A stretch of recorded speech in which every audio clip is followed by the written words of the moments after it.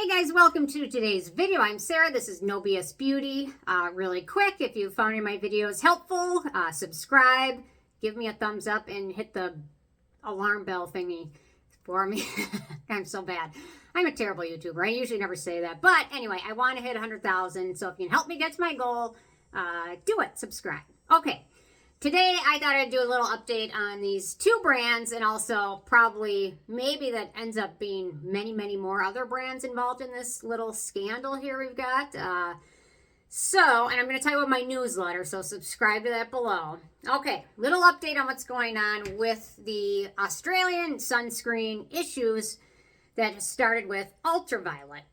Interesting. Okay, so a couple months ago, a company called Choice, they're not a company, it's like a kind of like a consumer action group, kind of like we have Consumer Reports in the US. It's kind of like a consumer test group, and they just kind of do testing and investigative research behind brands and expose things. So recently they tested 20 different sunscreens, Ultraviolet being one of them, and found that out of these 20 sunscreens, the majority of them were not living up to their labels.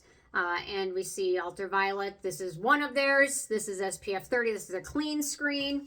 They have dozens of other sunscreens. This one mostly is primarily in regard to, I believe, their lean screen, which is their mineral sunscreen. So they did some testing and they found that it ended up having an SPF of 5.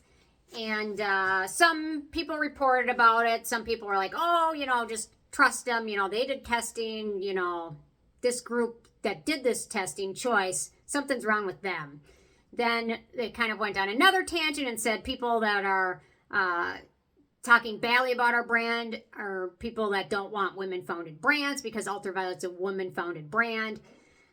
So they kind of used a lot of different rationales to come back on people, and had some of their fans or Ultraviolet fan people kind of harass people, things like that. And so finally, after about a month, Ultraviolet has stated that they're going to pull the sunscreen right now. They said our tests were all over the board. That's not good enough for us. And I will mention the test that came back with an SPF of 4 when it's labeled SPF 50 was repeated again at a different lab in Germany with an SPF of 5. So 4, 5, 50, but their initial test came back at 60, 61%, or 61 SPF. So interesting. It's all over the place. Finally, after really going after people trying to get them to shut up, they said, yeah, okay, we'll pull it from the market right now. Interestingly, that there's 20 other sunscreens out there that have the same base formula. This company called Ultraviolet, that's a sunscreen manufacturer company, didn't even manufacture their sunscreens. They're all white labeled. So they mark up this base formula and mark it up ridiculous, put it in fun packaging, and then sell it for more than a lot of the other ones. I was onto this brand that something is not right with them when they released this product. Their Queen Screen Super Bronzing Glow Drops. I'm like, something is up with this brand. They don't know what they're doing. They're telling me if I mix a drop of this in with my moisturizer, I will get SPF, what does it say? 50 coverage. That's what they say. Mix into, or layer on top of your preferred daily SPF. So you're going to mix this in with something? You're not going to get SPF 50. We're not lab people here. You can't even make your own sunscreen, yet you're telling us to make our own sunscreen with this. I'm like, something's up with this brand. This had feelers on it for me, went up like ding, ding, ding, like they did with Purito, which I thought other trusted actual chemist people were saying, no, this is trustworthy. And they were selling affiliate links to it like crazy. I thought I was wrong. So, and I was newer into influencing then. I was probably only a few years into it, maybe 1 or 2 years into it. So I'm like, well, this person's a scientist. They must be right. They've got this link out everywhere. And they had a heads up and they knew. And anyway, so I should have went with my gut feeling a second time on this, but I did want to discuss this product. I said, this is not right. You can't mix this in and get SPF 50. It just doesn't work that way. But this is when my triggers went off. You know what I mean? Like, something's not right here with this brand. They obviously don't know what they're doing. And they don't, because they don't even manufacture their own sunscreen. Okay, so interestingly enough, Naked Sundays, same base formula. And Naked Sundays, interestingly, just the other day, finally posted something. So this was posted by Mecca Beauties. Hi there, we want to let you know that Naked Sundays and Mecca have made the decision to remove the Naked Sunday Collagen Glow Mineral Priming Lotion from sale effective immediately. This decision has been made as a precaution. While the product is made by multiple manufacturers, this brand is still waiting independent retesting on one of those.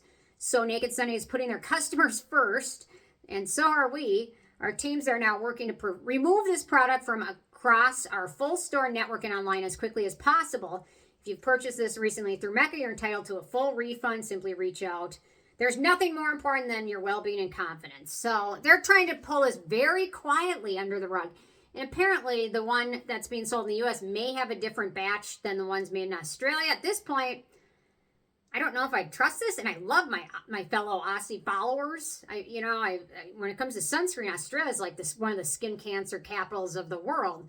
So I always trusted, if it's made in Australia, or certain ones like La Roche-Posay, if it's made in Europe or France or Spain, they know what they're doing there, as opposed to the U.S. or, when the whole K-Beauty sunscreen scandal happened. That was interesting. So anyway, so now they're saying, don't use this, but they didn't really post anything to public. They're kind of flying under the radar. So, okay, interestingly enough, about a week ago, a user named slight_primary4610 posted this letter that I wasn't aware of, and I'm sure most of you probably wasn't aware of an FDA letter inspecting enforcement of this zinc manufacturer called let me find it. Antara. So the FDA inspected Antara's facility and found serious failures in their manufacturing and testing. The FDA letter says basically batches are released without the required testing being done. There's no stability program to prove shelf life of their products, incomplete and unreliable lab records, and out of specification results not properly investigated. So this letter was sent to this sunscreen filter manufacturer. They also make other things, it sounds like. But they're basically a zinc raw material supplier that's based out of Queensland. So they sent this out almost 2 years ago now. And there's no follow-up by anything in the Australian government or the Therapeutic Goods Administration in Australia. So it's probably highly likely that some of these sunscreens may have this raw material in it. At this point, the rumor is, because this is all it is rumors, that the rumor is that Ultraviolet did not source from this manufacturer, but all this is rumors. I mean, there could be other products with this zinc on the shelf, and in fact, Antara itself makes their own sunscreen and sells it. So, yeah, so it's interesting that this comes up now because they also are listing the same mineral formulas as the Ultraviolet and Naked Sundays, 22.7% zinc oxide. I realize I grabbed the wrong bottle, but anyway, I meant to grab the mineral one, but yeah, okay. So we've got this going on. So this leads me to have several questions going on. So this Antara, they need to go, the FDA told them they need to go back and review all these past cases and failed tests, explain what really happened, put in proper test stability, create detailed procedures showing how they prevent these problems in the future, and no response or anything else. So this leaves me with questions. Could this be the reason some of these sunscreens have such a wide disparity in protection levels? As of this point, people are saying Ultraviolet was not using raw materials from this product, but I don't actually know that. It's their white label manufacturer, Wild Child, that's we're talking about, because Ultraviolet didn't manufacture anything themselves. So are products using Antara's filters still on the shelves? It probably sounds like it. Do we know what companies were buying from them? We don't. Why was this never followed up on? So this letter from the FDA came in March of 2024, which is about a year and a half, almost 2 years ago. It was never followed up on. Why is this not a priority after coming up on 2 years? I mean, people are buying sunscreen to protect themselves from skin cancer. It's a little different than a lip gloss that's too sticky or a foundation that's off color, off tone. Are all sunscreens made in Australia mislabeled potentially? Probably not, but I mean, seems like there might be more than we realize. Should brands be required to retest products regularly, not just once during their formulation? So, Ultraviolet's coming out and saying, you know what, their sunscreen came back at an SPF of 61 when they tested it, but now it's have been manufactured for years now. Is it something change? Should brands have to retest them every 3 months? Well, I don't know. That's just another question. It makes me wonder. Are regulators doing enough to independently verify SPF claims? Who's truly independent in this party or in this progress? I mean, who's independent and who's testing it? Well, I would think their Australian FDA is, but then if they send a letter and nobody follows up on it 2 years later, is anybody doing anything? I don't know. What penalty should apply when a sunscreen underperforms? Is there any actual penalty for any of these? I mean, I think in the Korean sunscreen scandal, the real loss was one brand, Keep Cool, went under, which I'm fine with, but they don't really pay any penalties aside from maybe refunds. Who's really making sure sunscreens protect us the way they promise? And if we can't trust brands, and if we can't trust the raw material manufacturers, and if we can't trust the government oversight committees, what do we have? Where does that leave us? I don't know. So it's a lot to think about. I'm kind of bummed I have this whole set and I don't really trust any. I mean, I got like the whole little set, yay! But I don't really trust any of that now. I'm more confused with the sunscreen company that sunscreen's their only thing, but they don't even make it. Anyway, and you know what? This could mean hundreds of products on the shelf aren't working as they say.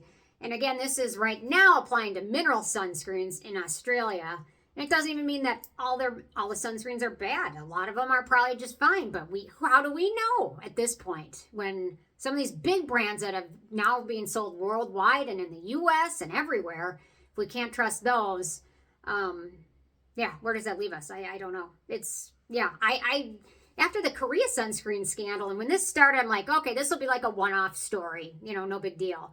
But it's interesting that there's more and more coming out now. And even if this FDA letter has nothing to do with the suppliers of Ultraviolet, it makes me wonder about all these other mineral sunscreens which may have used that manufacturer for their sunscreens. And how do we know who they are? I mean, and a lot of this information isn't easy to look up or easy to find. So it's interesting. So places like Reddit or Instagram and Twitter and things become a good source to find documents, but can't take all those at face value either. You need to do your own research. So anyway, there's something new coming up every day with this. I'm curious your thoughts, comments.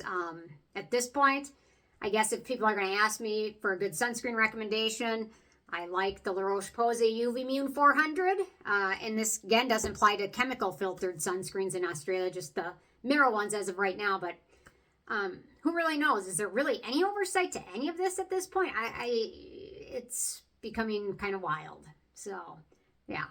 Anyway, back here in the U.S. where we have sad mineral filters, I guess we don't have to worry about it much because we don't even get excited about sunscreens here because most of the ones here just aren't that great. So that's why I look to places like Australia where they have very intense sun, or I look to places like Korea where they value, having the perfect skin tone, perfect skin, and no hyperpigmentation, and their sunscreens have to be great.